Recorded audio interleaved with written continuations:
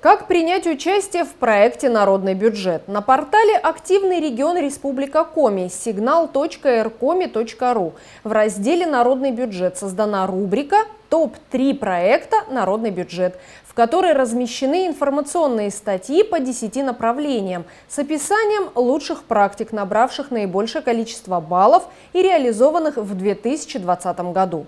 В конце каждой статьи указана ссылка на инструкцию, как принять участие в проекте «Народный бюджет».